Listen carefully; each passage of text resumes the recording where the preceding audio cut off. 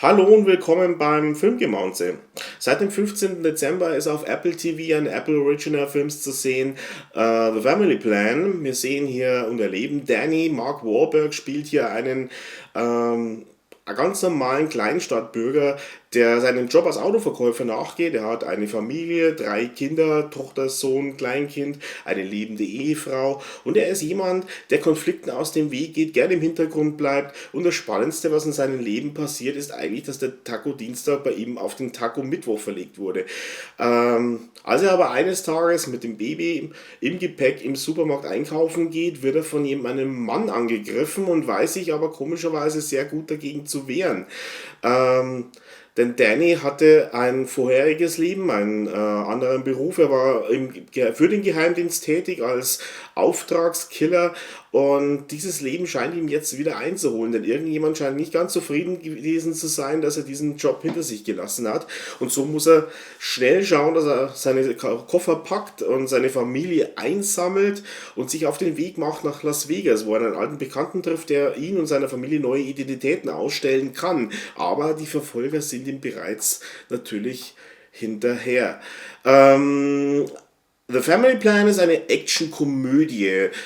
Spieldauer ca. 119 Minuten und ist ein Film, wie man ihn eigentlich stangenweise auf den Streaming-Diensten zu sehen bekommt. Wir bekommen hier genau das, was das Genre eigentlich schon sagt. Wir bekommen eine Action-Komödie, also ungefähr 50-50 aufgeteilt, Action und den Komödienanteil, wobei man hier sagen muss, dass der Komödienanteil hauptsächlich aus Situationskomik besteht, die vielleicht ein bisschen zum Schmunzeln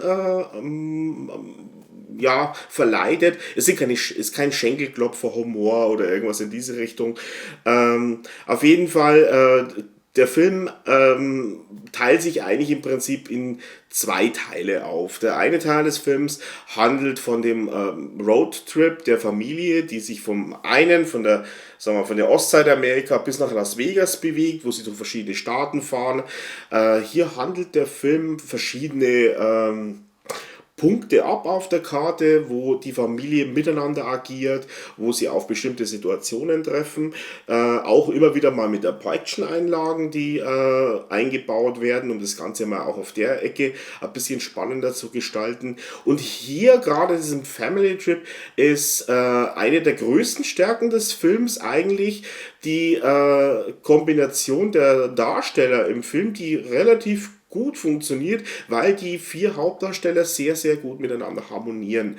Wir haben hier noch in den Nebenrollen eine Michelle Monaghan als seine Frau Jessica, wir haben eine Sue Goletti als seine Tochter Nina und wir haben einen Van Crosby als seinen Sohn Kyle. Jede dieser Figuren hat irgendwie so eine kleine Hintergrundgeschichte, die sie mit sich bringt. Jetzt ist nicht so viel, aber wir haben zum Beispiel den Sohn, der im Hintergrund ein geheimes Gaming-Leben führt und anscheinend in irgendwelche Gaming-Ranklisten einer der großen Shooting-Stars ist, auch in Livestreams. Das kommt dann so weit, dass er zum einen mit seinem Vater mal zu einem Lasertag geht, um ihm zu beweisen, weil ihm der Vater zuvor eben das Gaming mehr oder weniger verboten hat, dass er eigentlich richtig gut ist in seiner Sache und das sind nette Momente und wie sich die beiden auch näher kommen und das gleiche haben wir dann auch mit der Tochter, die eine Fernbeziehung zu ihrem Freund Trevor führt, der aber irgendwo in Idaho, ich glaube es ist Idaho oder Iowa war, in einem Staat auf jeden Fall mit I und der dort auf dem College ist und eine Fernbeziehung führt und am Ende muss es Papa wieder richten, weil doch irgendwie der Haussegen schief hängt und dann seine Ehefrau Michelle, die auch ganz vor allem verwundert ist über den neuen Danny, auch wie seine Kinder natürlich, der jetzt auf der Flucht natürlich öfters mal vielleicht Sachen machen muss, die man so von ihm nicht kennt, ein bisschen ein anderer Danny. Und seine Frau ist jetzt sehr überrascht. Es gibt auch hier ein paar nette Momente aus der Situationskomik heraus. Es gibt auch gute Momente mit seiner Frau Michelle, wo sie zum Beispiel beim Biertrinkwettbewerb dann mitmacht. Und, also es ist alles relativ anschmiegsam anzuschauen, das Ganze. Da kann man eigentlich nichts sagen. Es gibt natürlich die üblichen eingestreuten Action-Szenen. Es gibt eine wirklich witzige Action-Szene, eine Verfolgungsjagd im Van. Mehr will ich dazu nicht sagen, das sollte man sich eigentlich mal anschauen. Also ich fand es wirklich gut und sehr gelungen inszeniert. Das Ganze ist dann auch im zweiten Teil, also wo ich gesagt habe, der Film ist zweigeteilt. Im zweiten Teil des Films kommen wir dann mehr oder weniger zum großen Showdown, wenn eigentlich Danny irgendwann sich mit seiner Vergangenheit auch konfrontieren muss. Und wenn er dann eben auf den großen Big Bad trifft, das hat noch ein bisschen seinen Twist im Hintergrund, nichts Weltbewegendes, aber es reicht für eine Actionkomödie dieser Art. Und es kommt dann zu einem Showdown in einem großen, alten, verlassenen, baufälligen, aber kurz vorm Abriss stehenden Casino in Las Vegas. Und hier merkt man auch, dass wir hier mit einem Apple TV-Produkt zu tun haben, denn die Bilder allgemein im Film sind sehr wertig, wie man es von Apple TV gewohnt ist. Und auch hier sehen wir, dass gerade die Kampfchoreografie sehr, sehr stark ist. Da lässt sich wahrscheinlich auch ein Mark Wahlberg wahrscheinlich auch nicht ganz... ja, sagen wir mal, Mark Wahlberg ist jemand, der bestimmt auch dahinter gestanden hat, dass die Action-Szenen einigermaßen passen und die Choreografie ist hier eigentlich einwandfrei. Es gibt einiges zu sehen und der Showdown kann man dann auch als relativ gelungen ansehen.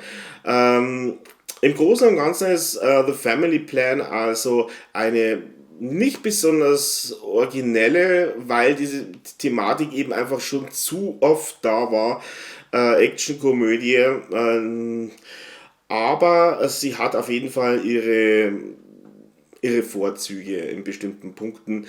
Tut nicht weh, kann man sich gut anschauen. Es ist auch etwas, was man leicht konsumieren kann, wenn man einfach für eine kurze Zeit in die Küche geht oder was zu essen macht oder einen Kaffee holt und dann wieder zurückkommt, dann werdet ihr in dem Film nicht wirklich was verpasst haben. Aber ja, damit kann man wohl leben. Es ist auch kein Film, der wahrscheinlich in Wahlbergs Filmografie eine besonders große Rolle spielen wird, auch nicht in der Zukunft.